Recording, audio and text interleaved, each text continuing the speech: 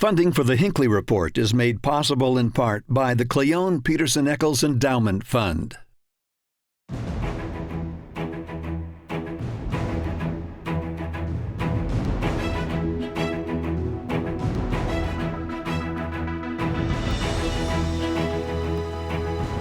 Good evening and welcome to the Hinckley Report. I'm Jason Perry, director of the Hinckley Institute of Politics.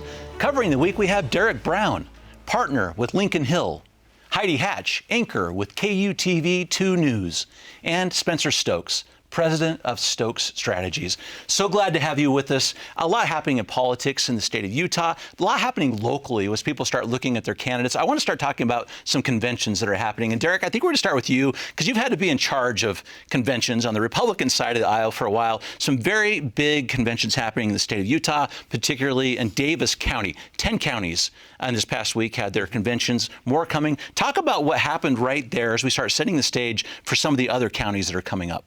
Well, I think what's interesting is the caucus night has everything to do with what happens at convention. And this year, one of the interesting dynamics is no one really knew when caucus was. I mean, it was a perfect storm of sorts. In fact, there was an actual storm as well that night. I mean, in Davis County, it snowed on caucus night. And so you have a perfect storm where people don't necessarily know when it is, where it is. The dates have changed. It's a different date from the Democrat Party. And that has everything to do with the outcomes. And I think the outcomes of caucus night had everything to do with a convention where I think there was a lot more of the sort of hardliner influence that took over. And you saw that in some of the results. Mm-hmm. Spencer, it's always interesting to see what happens as you go to the convention, because that is a byproduct, as Derek just talked about, the people that show up for the caucuses themselves. Talk about what we saw in Davis County with the people who showed up. And there were not many people on those caucus nights, which means sort of bigger influence from some of those delegates that are chosen. Tell us what you saw there that may give an indication of what's coming. Well, it didn't help that I think for the first time in my memory, and Derek maybe knows different, but that the parties did not align on the same night. So the Republican caucus was on a Tuesday night, and the Democrat caucus was later. And so you didn't have the joint media, the joint press, the joint on the caucus. I didn't hear in my local congregation any announcement of it, which has happened typically in the past. And so then you had the storm. But at convention, you have the hardcore people at convention. And this is something that I think is a tactic of very conservative folks. They are always going to go to their caucus, to their convention. They're going to show up at the primary. And, you know, at the state convention, they try to debate everything for as long as they can and let all the people who have a soccer game to go to or a life, they leave the convention and you end up with 30% by the end of the convention. So, but you did see some, there were more, in my opinion, there were more conservative folks that decided to run and challenge incumbents than I've seen in the past, and they did better at the conventions. And I think largely what happens is people say, well, you've already got your signatures, you're going to be on the ballot anyway, so I'm going to vote for this person who won't make it to the ballot otherwise, and so we'll have a primary. Heidi, let's talk about a couple of those, because it's interesting what happened in Davis County. So you have some kind of just some long-term members of the Senate, for example. Senator Jerry Stevenson moved to a primary. You had Steve Handy, who actually lost there. And so I'm kind of curious, some of those more moderate candidates, you know, either forced to a primary, in one case out. What does that mean going forward to who we're going to see during the primaries? Well, I think the interesting part here is I think there's a lot at play. Over the last 4 years, we've kind of gotten out of the practice of going to the caucus convention system. Now you can have those primaries going on because you can get the signatures and get on the ballot.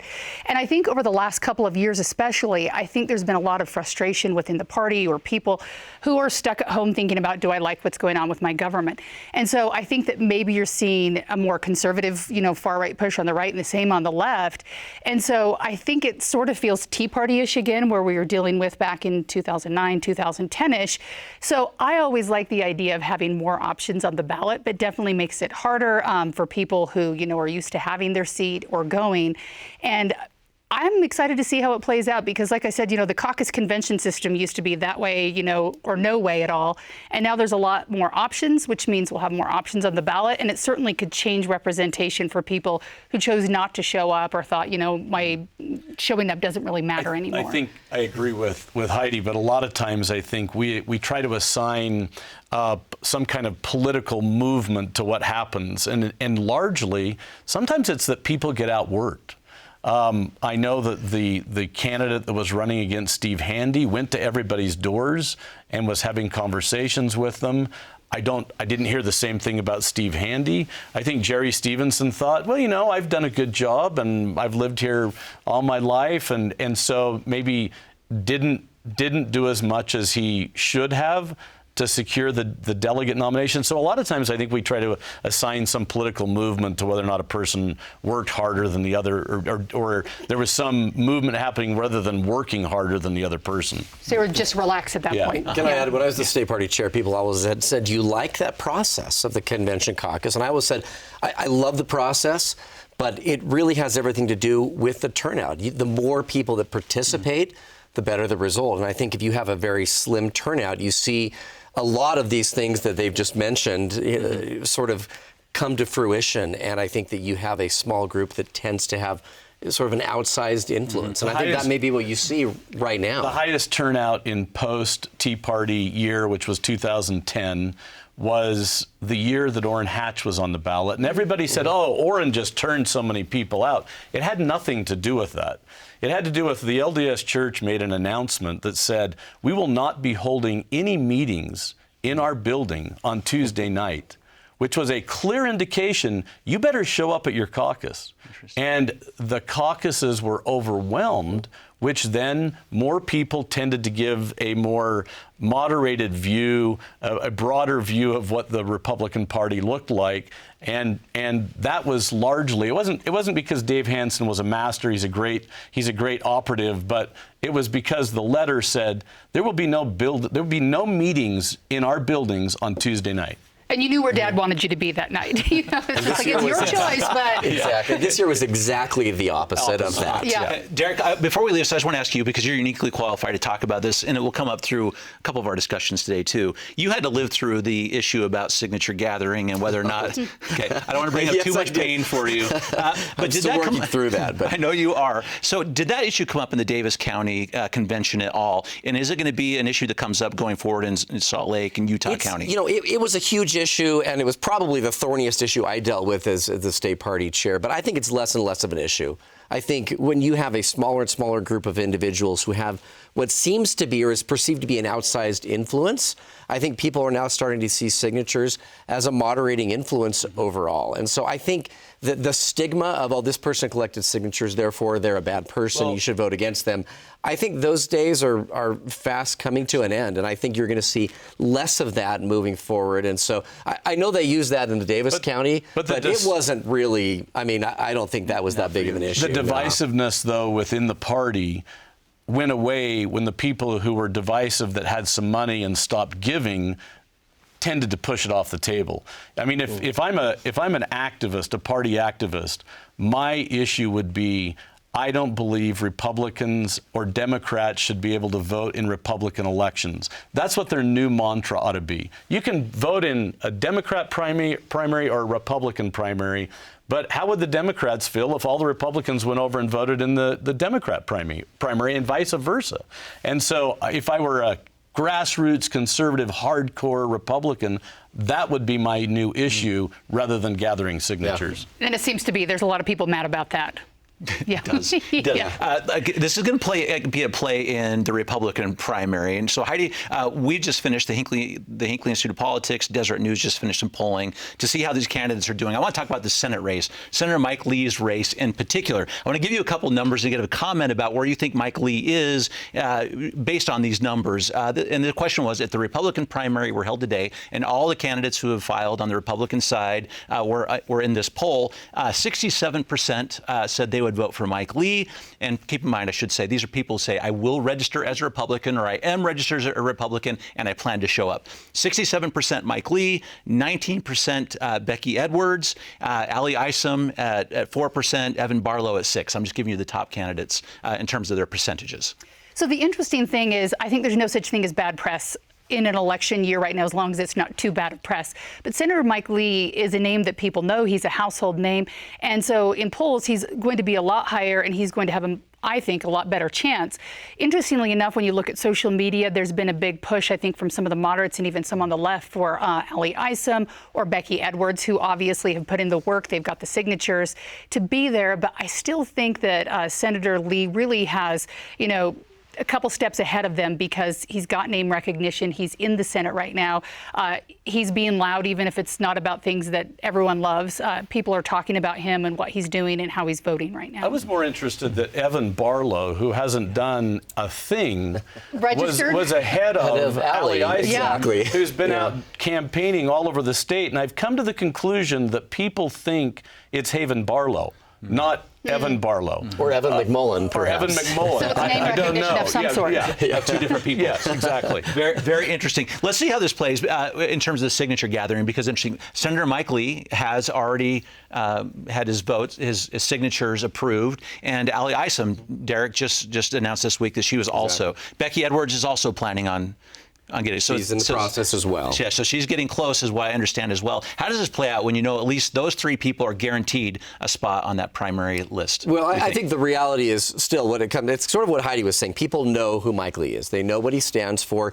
Even if they don't necessarily agree with all of his issues, I think when it comes to the actual voting, they know where he stands. And even if you don't like him, you know where he stands. And I think that means something. And that's one of the reasons that I think he'll be just fine in a primary. I think the real interesting dynamic will be post-primary, because now you have a lot of these high-profile Democrats effectively saying to fellow Democrats, let's not vote for a Democrat. In fact, let's not even have one on the ballot. And so that's another dynamic that I think may be even more interesting moving forward. That's going to be the wild card, because I can't imagine the conversations that are going on with Cale Weston right now as a Democrat, thinking, I'm putting my time, my energy, and my money into this. And then we've got the Ben McAdams and Jenny Wilson, probably the two biggest names for Utah Democrats right now, who are saying, forget about them and let's back Evan McMullen, which is really interesting, because I think in some regards, Evan McMullen, when he ran last time for president, was just a anything but vote. And now all of a sudden he's got to be something instead of anything but. And he's still anything but. He's still anything but Mike Lee. So he doesn't really stand for anything that I'm aware of. But it's different. It's different being anything but if it's Mike Lee versus Donald Trump. Yeah. And so I think, and now I would be, as a party regular, if I were a Democrat, I would be embarrassed with this movement, because I respect the party, the Democratic Party, for their principles, and they have some, and they have traditionally been, on the opposite side of Republicans on a couple of issues, and that would be pro-life versus pro-choice, guns versus some control around guns. Evan McMullen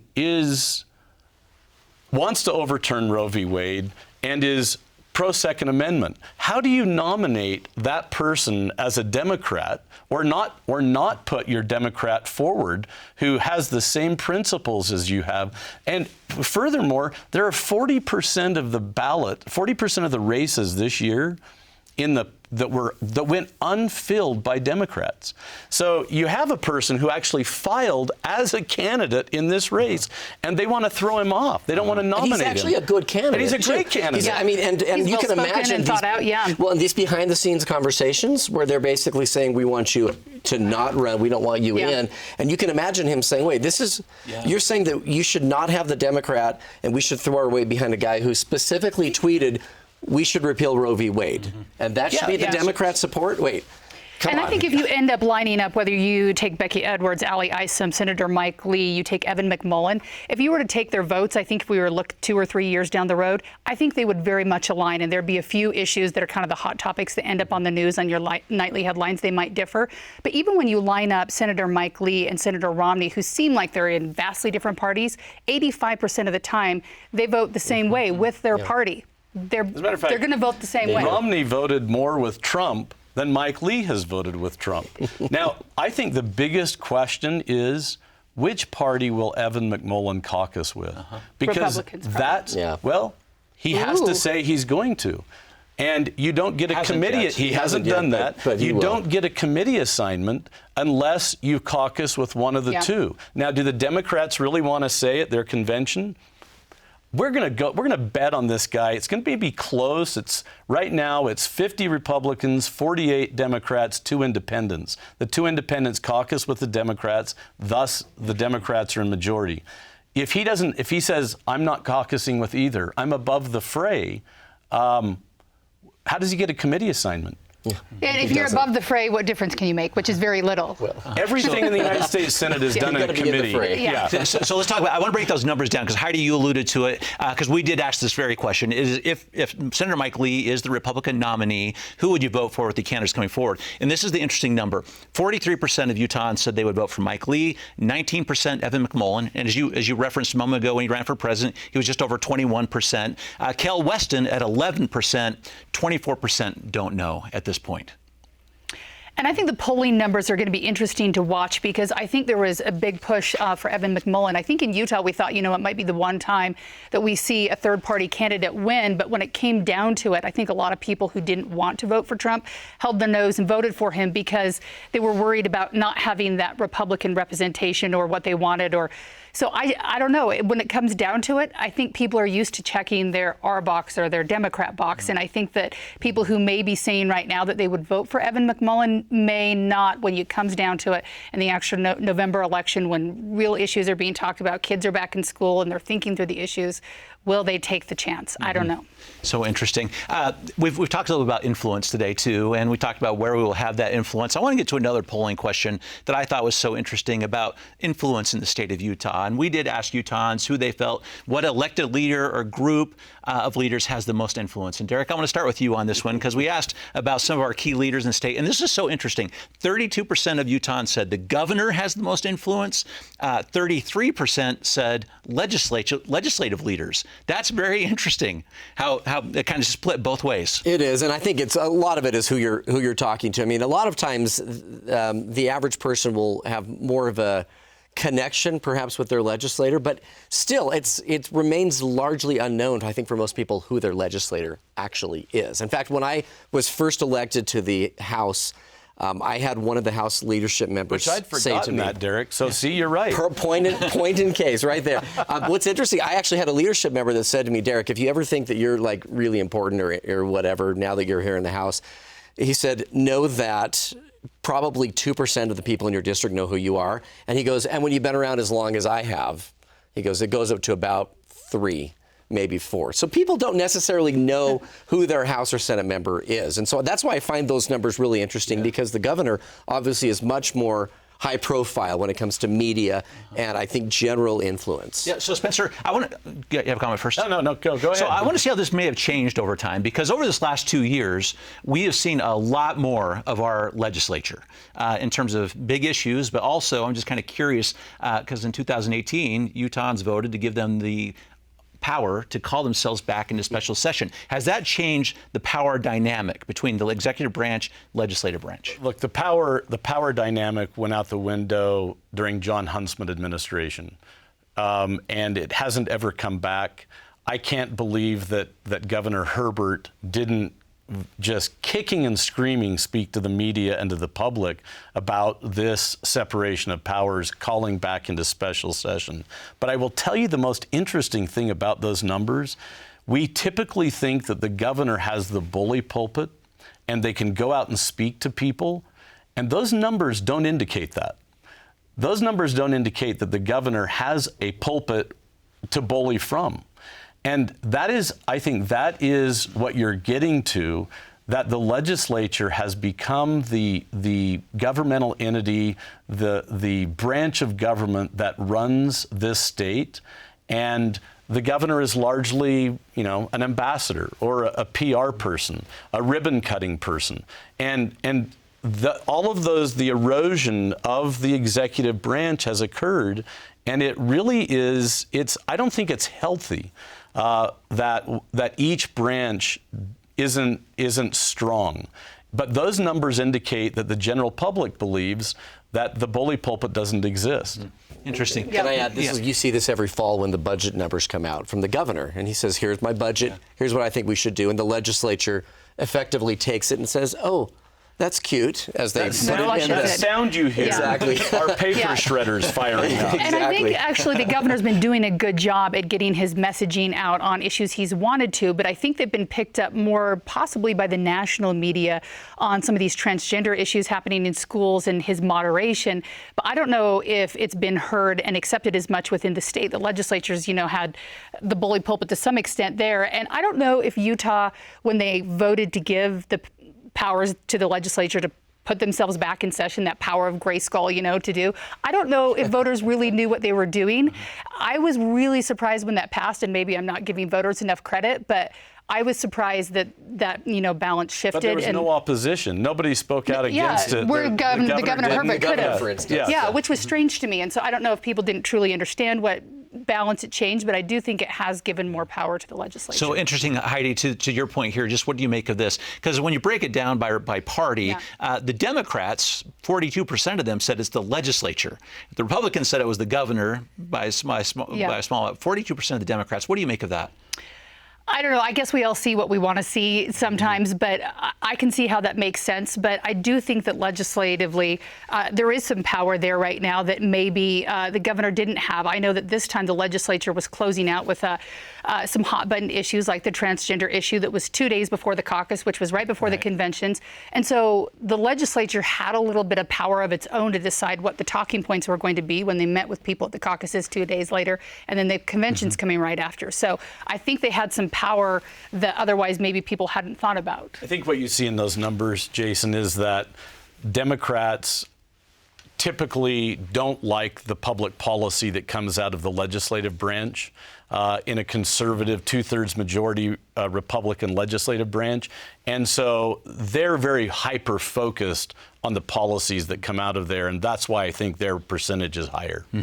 I want to switch gears for a second, even though it's still connected in some way. Talk about just COVID. We're going to talk about COVID for just a minute because some things have happened in Utah. And Derek, we asked Utahns as part of our poll what they thought about the governor's response, which was really as of yesterday. The state of Utah is no longer going to daily report COVID numbers, the cases, the hospitalization rate, or the death count. That's not going to happen anymore. And Utahns seem to agree that it's appropriate to start treating COVID more like any other disease with sort of limited impact. In fact, 77% of Utahns said, yeah, we're ready for us to kind of get back to normal, get rid of those daily sorts of reminders. And I think you're seeing that not just in Utah, but nationally. In fact, I was on 2 different flights yesterday, and as you started the flight attendant on both talked about the mask mandate and used the word unfortunately. She said, unfortunately, we still have a mask mandate. So I think there is this perception out there that, there's COVID fatigue. And I think, in fact, yesterday, the New York Times said that one of the big problems they have now is we have all these booster shots, we have the vaccines, we have everything ready to go. We have the supply, we no longer have demand. People don't want it. So we now have a demand problem. And I think we see that in Utah, we see that across the country. And I think the fatigue has set in, and I think people are ready to move on. Interesting. To this very point, Utah is one of 20 states that has joined a lawsuit to try to end masks, for example, on transportation, including, as you mentioned, on airplanes. Yeah, Senator Mike Lee's been pretty vocal about that. And I think there's 10 airlines that are calling for that now. And I think largely for them, it's business. They don't want to go to work every day and have their flight attendants fighting with people, because when you're at home and you can go to Target and go to school or go to work wherever you want, and you don't need a mask and you feel like it's over, and then you have to get on a plane and wear a mask or not wear a mask, or you want your nose to sneak out and breathe a little. I think it's a big fight for them. I'm sure it's frustrating. And so I think that's why a lot of people are calling on the president right now to say, okay, let's just get it done. And when you see pictures coming from G7 meetings or NATO meetings with some of the, most important political people in the world meeting together, chatting, high-fiving, hugging without their masks, people are like, okay, let's just be done with it and move on. Yeah. I think there's some great things, though, that came out of COVID, if you can say that. I think our research and our ability to get a drug to market quickly and the type of vaccines that were developed are going to, they were game changers for the future. You know, it was awful we went through this, but we're not going to be ill prepared like we were this time. And so, you know, look, in another 100 years, they'll have another one of these, and we'll have to deal with it. And hopefully the research will have proven to be sufficient. Mm-hmm. Interesting, Derek, as we ask Utahns, when do you think life will get back to normal? It's interesting, we've been asking this for some longitudinal data through most of it. It's interesting, 65% of Utahns this last week said we're able to get back within the next year. They don't think it's going to be longer than 12 months. I think so. I think we're seeing the end of that now, and I think most people are acting. I mean, it's, in fact, for most of us sort of participating in most things in our life, we don't really see anything involving COVID. I mean, we sort of feel like people are at least acting like it's over. Whether, in fact, it is, from a numbers standpoint, I don't know that that's the case yet. But I think we're going to see that here in the next couple months, if not. Did you give them a choice? Because I think they would have all said tomorrow. And I guess it depends on how you define normal, too, because getting back to doing your normal activities. But I think normal isn't going to be normal for a long time. I think we're going to see the domino effect of how our kids did in school, or mental health problems, or drug and alcohol problems. I think we've created a whole new set of problems we're going to have to deal with that aren't our normal. Supply chain, everything else. So, and inflation from all the money that COVID sort of forced us to put out there.